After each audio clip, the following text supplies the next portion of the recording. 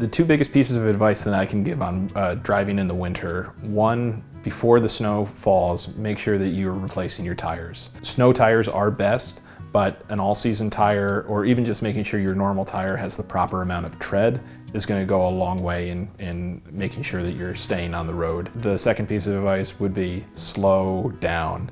A lot of people don't budget enough time when they're commuting in the winter.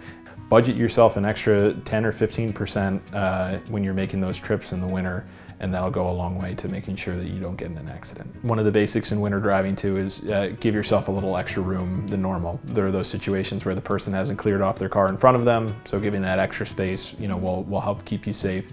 But also, in the event that there's a deer that runs out on the road or something unexpected happens where the driver in front of you is stopping, that'll give you the extra time to avoid a collision.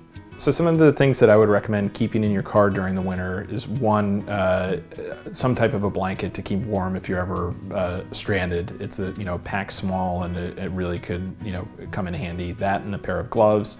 But in addition to that, I would also recommend, they have small shovels that you can get to put in the trunk of your car.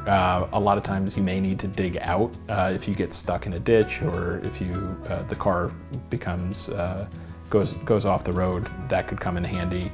Another thing that can be helpful is if you have a rear-wheel drive car, is to weigh down the trunk. Having that additional weight will actually provide more traction. I think we all fight the habit in the winter of trying to get to work as quickly as possible, and we've all seen the drivers who have the 2 square inches of their windshield clean for them to see through. But you really want to make sure that you're clearing the entire windshield, and also clearing snow off the top of your vehicle and the hood of the vehicle. I keep a external battery just kind of charging at all times, and that way if I ever need it, I know it's juiced up, and I'm able to charge a phone in the case of an emergency.